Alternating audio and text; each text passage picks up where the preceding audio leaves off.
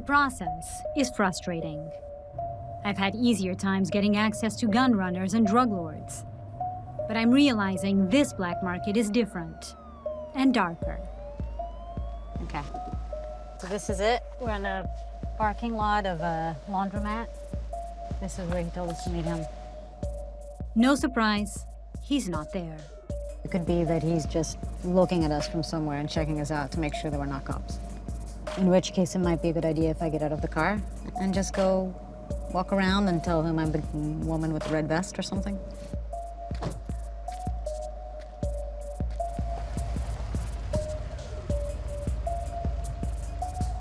What's that? No, taking pictures of me. They're filming me. Yeah, I don't know. I mean, I think camera's down for now because they're getting more and more upset. Yeah. Okay, come around the corner to 1609. Da-da-da-da-da-da. Okay, we've got an address. Let's see what happens now. From Western, we turn into a residential neighborhood and make our way to the address. Finally, after months of trying, here I am, looking into the dark shades of a working pimp.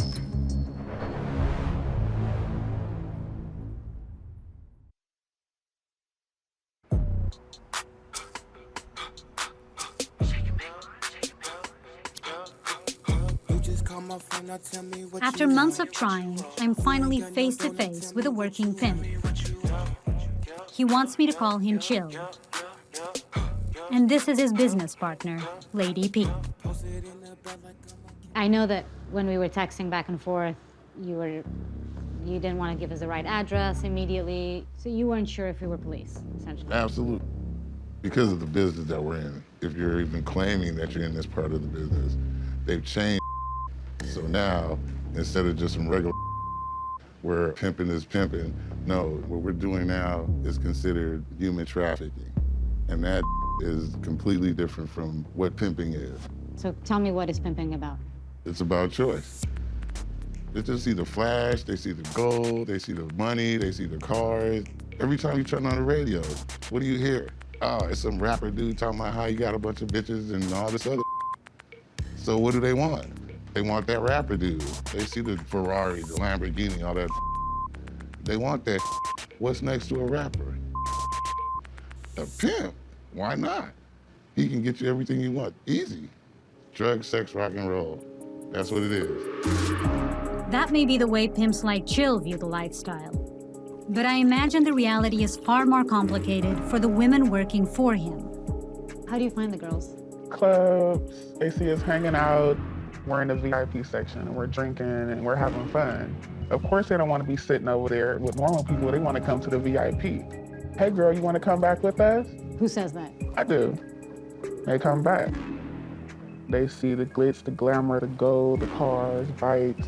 They want to smoke weed, do powder, ecstasy. We have all that around. A couple of days after they've been there, okay, now you got to come up with some money.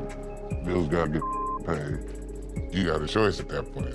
You can say, I'm cool, that I'm out. 99.9% of the time, these young gonna be like, hey, I got weed, I got ecstasy, I got everything I want, and I can get some money out of it. Why not? Is it really that high, like that amount of girl? Like the It's not like you're going out looking for the classiest of females. You know, you with the ones that are turned up. Or keeps looking over at us. Keeps looking over, you can tell. Just keep on eyeing and watching, and she done already been spotted. Don't forget, you already just spotted her. It's a wrap. And at that point, the choice is made. Chill says that his women don't work out on the streets. They find their customers online where they can charge a higher price. So when people call you a sex trafficker or a human trafficker, what do you think of that? I think it's if you go talk to my bitches and ask them what they think, am I sex trafficking? They'll be like, yeah, he's trafficking me to Miami, to Vegas, to Florida. Do you do that? Do you transport them? I don't transport. I buy them a ticket. Here, go to the airport, get on a plane. See ya. When they come back, I'm gonna get a hit on my Cash App and it's gonna be like, cha-ching. It's shocking how little is known about the underground sex economy. One recent study estimates that illicit sex in the US brings in $5.7 billion a year through street prostitution, online escort services, residential brothels, and massage parlors. But there's no reliable data about how many pimps and traffickers are operating, or how many victims may be out there.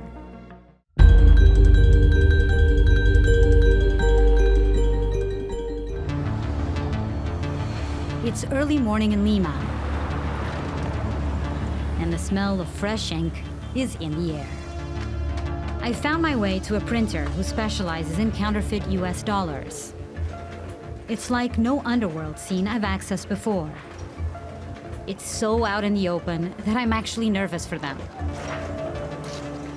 Wow, this is incredible. This is amazing. I mean, we're in a printing mall. It's too early, so all the shops are closed. It's this surreal scene where we walk down these corridors and everything was closed, and then suddenly there's a bright light here, and they're just printing fake money. No me he centrado en todo. El dueño del circo soy yo, sino que el payaso gigante me lo ordena. Yo soy en otra palabra, yo soy el cerebro en esto. Printing is the most daring aspect of fake note production. It's loud, it's long, and it's often done in public locations like this. It's also very difficult. It takes years to learn the secrets of this trade. The inks, the paper, the machine. The process of forging bills is equal parts art and science. Very few have the right combination of talents. Eso ya tiene la cara de Franklin. Ese es el primer paso. Ese es el fantasma. This is the beginning of everything they do here. Every single $100 bill that's done here starts with this metal plate. And it's essentially the watermark, el fantasma. These plates are made by coveted designers and are critical to the whole operation. Con el inicio del trabajo, ese es el alma del trabajo. Y si no haces bien eso, no vale nada. Ya no sirve nada del trabajo.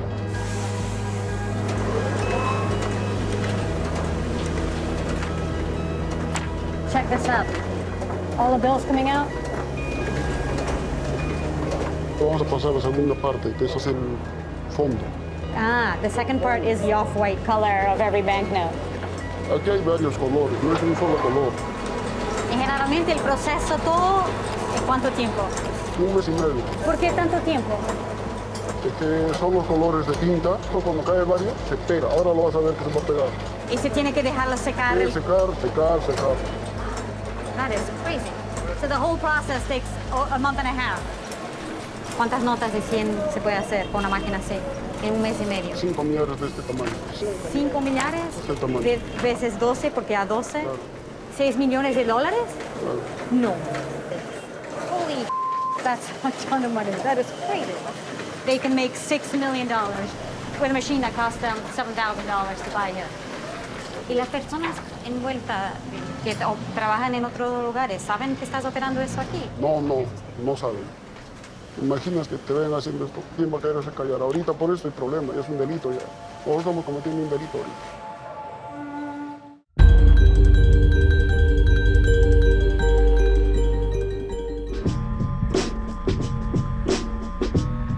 I'm with a man that some consider one of the top hackers in Romania. He's attempting to get inside the computer system of a major utility.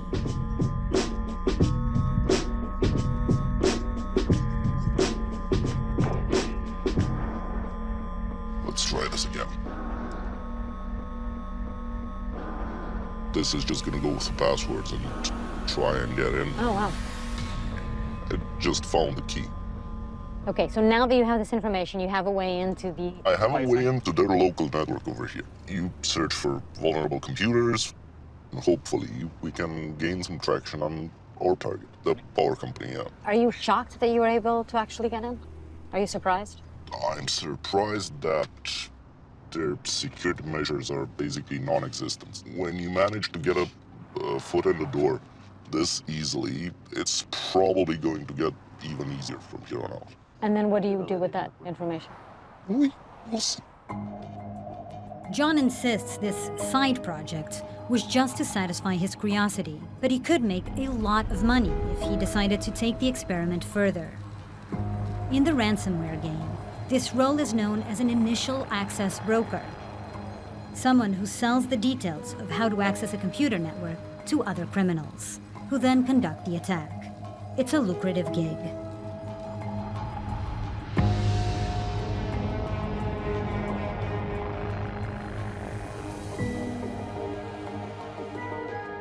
I want to learn more. So this is our threat map. Bitdefender tracks reports of hacking and cybersecurity threats all around the world. This is what's happening right now. Yes, in yes, real it's life. real time. This is just 3% of what we see. Really? Yeah, So yeah, if everything was here, what would we be seeing? Just It would be all red. The human eye wouldn't be able to see all the dots. We process about 36 billion events every day. no. Yes. Bitdefender has been collecting data on cyber attacks for decades, but in recent years, their threat map is increasingly being overrun with ransomware cases carried out by a new generation of professionals. Ransomware has been around for the past 32 years, but only in the last 5 years it became so prevalent. There are more organized and more better prepared than many of the organizations out there. Everybody is a possible victim of this, like hospitals, I'm assuming airports, governments, weapons companies. Cyber attacks can lead to human death, life. yeah. If it's critical infrastructure, we're talking about tens of millions of dollars. So they're actually running this cybercrime as they're running a business. They have the PR person, they have negotiators, they have tools to launder money. The level of organization surprised me. The cyber criminals I've met are all about keeping a low profile. But these ransomware cartels are different and more ruthless than anything I'd encountered before.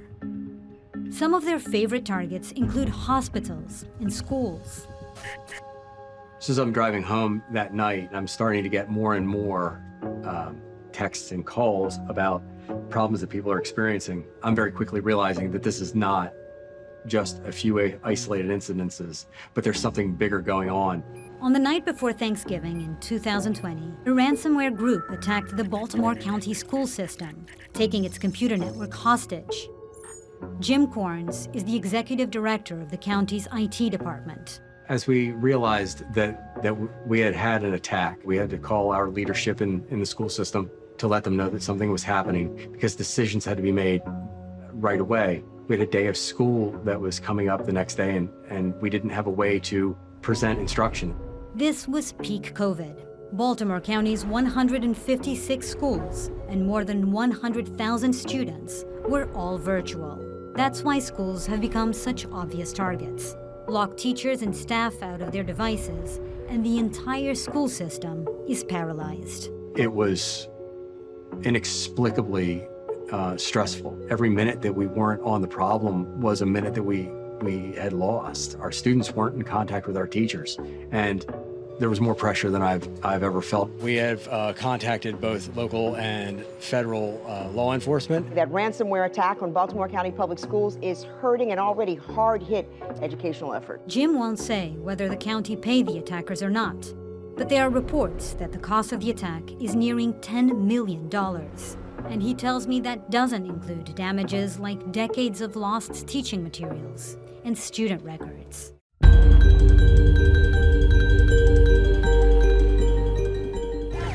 Lottery scams. You're probably familiar with some version. You get a call saying you won a lottery that you don't even remember entering. You have won yourself $7.5 million in a 2019 Mercedes-Benz S-Class. That's pretty exciting. All you need to do to collect whatever they're promising, your millions, your new car, your new house, is to send a processing fee. One-time payment only. The prize is fake, of course, but the fee you've been conned into paying generates $300 million a year for Jamaican scammers. That is scamming. Guys suddenly who didn't have anything yesterday, today are rotten rich. Scamming now rivals the drug trade as a lucrative and violent source of revenue for Jamaican gangs.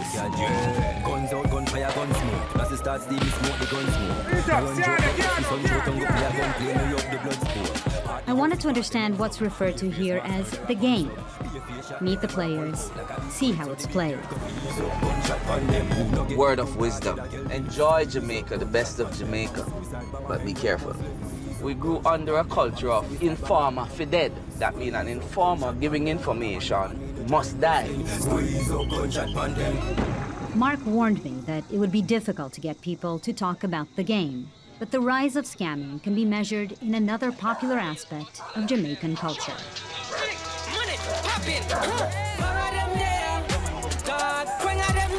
In a neighborhood called Steertown, I met with this man, local dancehall artist exclusive. So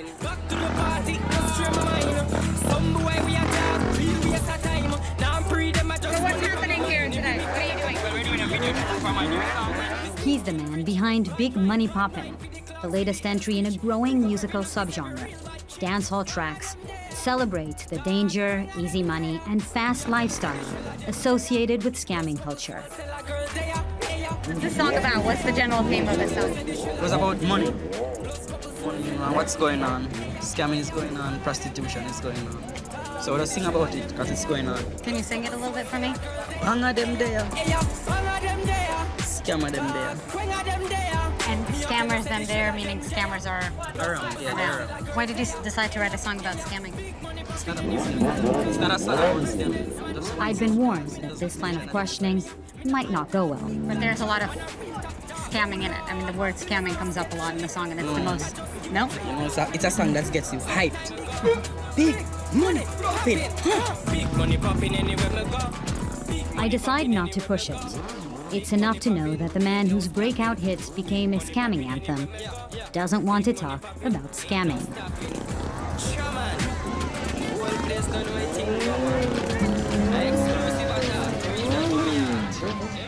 But that same night, I meet a man who says he knows someone who can help.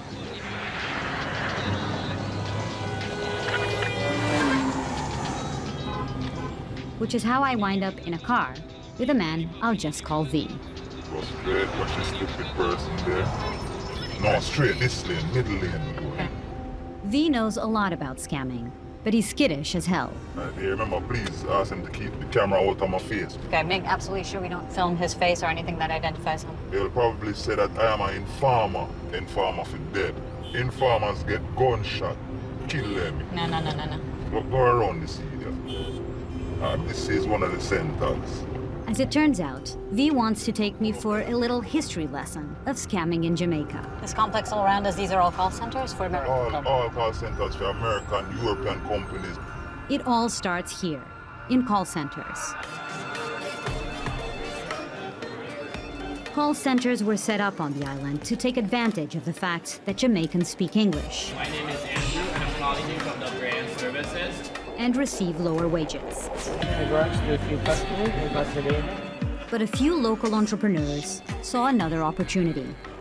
The lists of names and phone numbers used for telemarketing, political donations, market research, and debt collection can also be used for scamming. These lead lists, as they're called, are the backbone of the game. They're valuable, and here in Jamaica, they're bought and sold underground. So these are some of the places where they're getting the contact lists. These are some of the places where scammers make millions of dollars off of.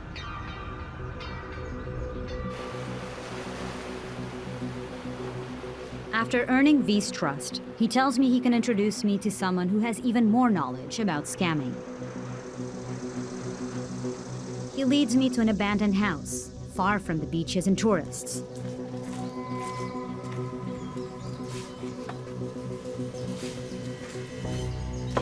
This is how I meet Tweety. Hi, can I come in? I'm Mariana. Tweety. Hi, Tweety, nice to meet you. Juliana. Hi. Juliana, nice nails. I'm greeted with weed and even stronger rum. This is what I'm drinking. Fire. Tweety and her friend Juliana, not their real names, agreed to talk to me about the game. Now if I put on the glasses. So what would happen if they found out who you were, that you were doing this? Well,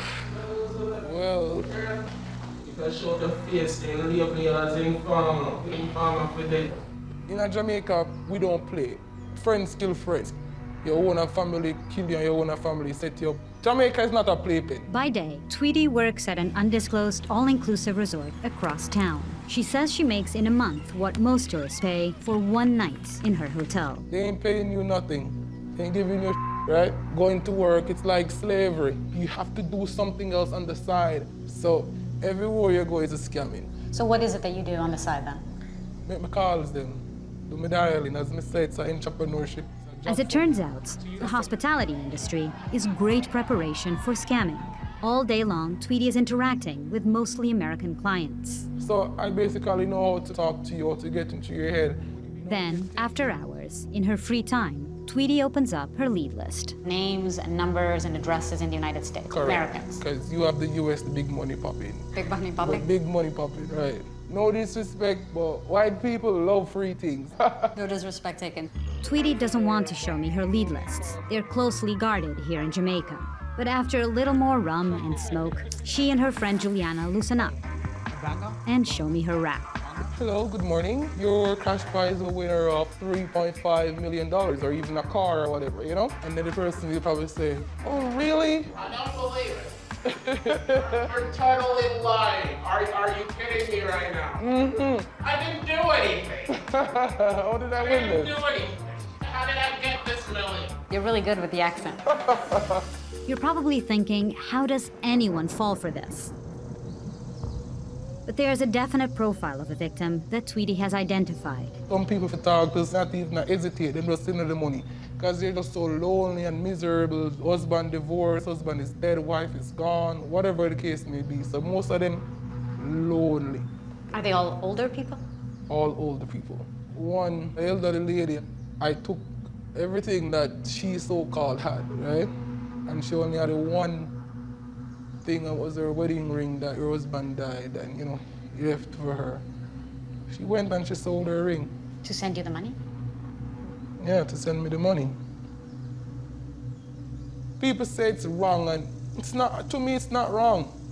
You send us money once, you didn't receive anything. You send us money twice, you still hasn't received anything. Are you crazy? These people are stupid. Sorry, but they're stupid. Brash, unrepentant, cold. That's how Tweety sounds when talking about stealing from lonely old people.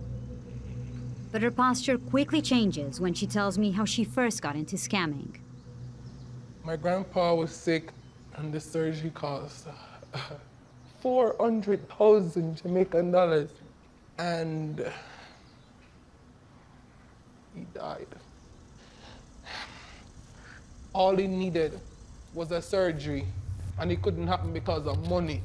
This is way less than the money that I'm making right now. So, you know, I grew up in a church and waiting on God to provide. And God ain't providing. I'm God for my family. I'm God. I provide. I put food on that table. I did all of that. And if God don't approve of me making something out of myself, then God.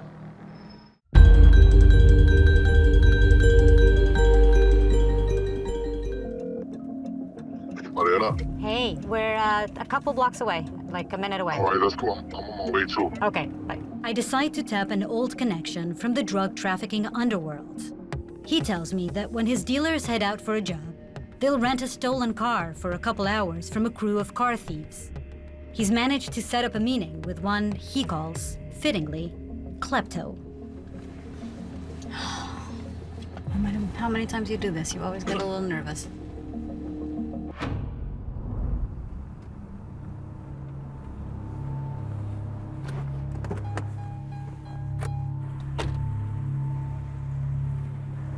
How you doing? Good, how are you? Good. Worst thing we can do right now is we can take you to go look around for the two cars that they're asking for on the list. Okay, what cars are those? Right now we're looking into a Mercedes and a Nissan. We gotta be careful because this time people come out sometimes shooting others.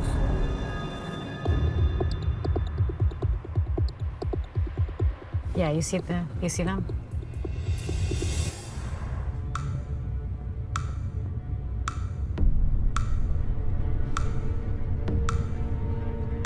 The trash cans are right there. Oh, he's actually taking out the trash can from the front of the car so he can move the car. Okay, he's doing it. He's doing it right now. Look, look, look. He's doing it.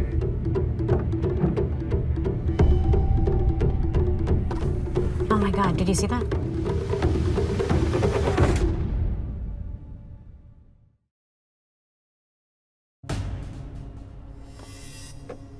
Okay, he's doing it. He's doing it right now. Look, look, look. Oh my God, did you see that? Oh my, that took like less than 5 seconds. What did he do? He did something to the handle, and then it made a noise and it opened. Do you see this? He just put the window down and went like this and waved.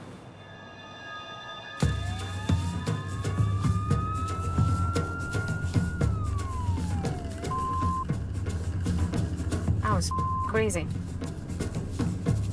Oh my God, I'm like totally discombobulated. I don't know what. Oh my God. And now they're going super fast and I'm supposed to keep up with them.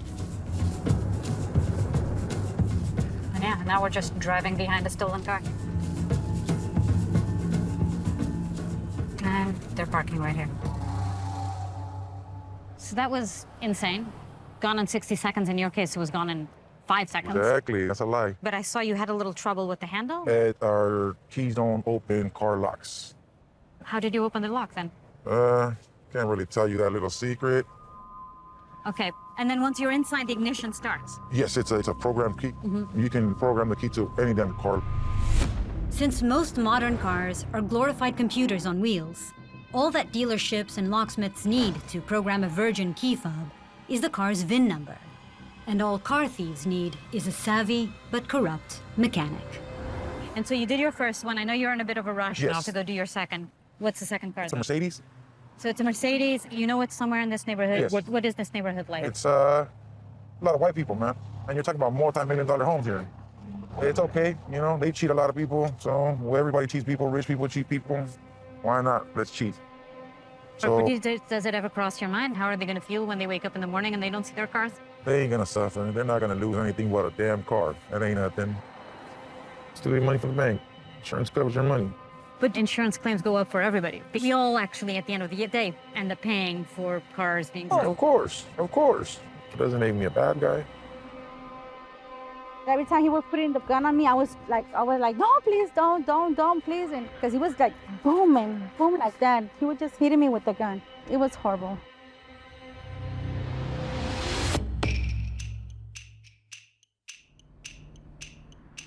So tell me, what's the crew? I got my spotter that jumps out and takes care of my corner. Any cop that's coming in, whatever, I already know the whistle he makes. I got my person that drives me right here. He's in a tinted up truck. He parks away from me. And then, of course, I got my other little buddy over there who parks a little bit further, just, you know. To keep an eye out? Oh, of course. He signals him, that guy signals him. I gotta have at least 2 blocks covered, girl, because no. I'm not trying to go to jail again. And you were shot at before? Oh, plenty of times. Oh my God, what if the people come out? This makes me so nervous. Oh my God, I feel so bad for whoever car this is. That was insane. And I've seen a lot of crazy. What starts to come into focus as I'm talking to Klepto is the organizational structure of these international operations. Crews of thieves, like kleptos, are the bottom of the pyramid. Once they steal a car, I'm told they want to get rid of it as soon as possible. But how? And to whom? That's what I'm itching to uncover. The next levels of the pyramid. You dropped off the cars today at the parking lot. What Yes. happens to those cars? Well, right now, the guys are gonna go clean them up, and then they're gonna go... What do you mean by clean them up? That's my expertise. After years of success running a crew of thieves, Klepto's career in stolen cars has actually progressed. He's now also working in a position that's known as a fence. How did you learn how to do that? Since I was a little kid working at body shops, you know, family members, stealing other cars, you learn trick of the trade. The fence is the key middleman in the operation. It's his job to handle the logistics of laundering a stolen car, to disguise the fact that it's stolen. And then what happens after that? The low jacks, so they won't track them. The GPS? Yes. So you have somebody who knows how to do that? Yes. The GPS, remove it, and then what happens after that? We change the numbers. The VIN numbers? Yes. You have another person who knows how to change VIN numbers? Yeah. The vehicle identification number, or VIN, is a unique lifetime ID born from the moment a car rolls out of the factory. Klepto doesn't reveal how they change the VINs, but once a new VIN number is installed, they'll forge new title and registration documents to match. And how much do you get paid per car? So it depends on the car, like this Mercedes. So the Mercedes for tonight? About 30,000. 30,000? Yeah. At each step in the process, Klepto pays off the players involved. The key cost me $4,000 for the key? Yeah. $3,000 to each of the thieves, $2,000 to the VIN forger, $1,000 to the wheelman who disables the GPS. So it's that profitable that you can still make money while paying all these people? Yes, I can. Meaning for a car like the Mercedes, after paying off the crew, he'll bank around $12,000. It's sold to the buyer that's asking for it. They send it into the container. You never see it again. The car transfers hands to the final player on the US side of the network, the shipper. You can't just put this in your luggage and sneak it to another country. I meet back up with number one, who I know has experience at this level of the operation. Over the years, he says he's made these drops many, many times. I don't know the exact count, but over a couple thousand. Where were the containers going? Different countries. Do you know where exactly? No, because that was never my part of the business. Number one agrees to drive me to the location where he'd rendezvous with the shippers, but warns me that this handoff is still the most dangerous in the process. Right here where this car is parked in front of that gate. Yeah. That's where we used to pull up, drive in there, put the car in the containers, then they leave, yeah. So the containers would be here, waiting? They said 10 o'clock at night, then we'd meet them there at 10 o'clock at night. Any one of these trucks could be in the process of doing that right now. Oh my God. We have no way of knowing if thieves will be packing these containers with stolen cars tonight. But if they are, it's definitely not safe to stick around. See, that car's still here. Dangerous like that because we don't know exactly what they doing. Right, and if they see us around here with cameras. Exactly. You don't ask questions when somebody's standing there with M16s, AK-47s. They were armed, the people running the business? Weren't you scared? The first time I did it, yeah.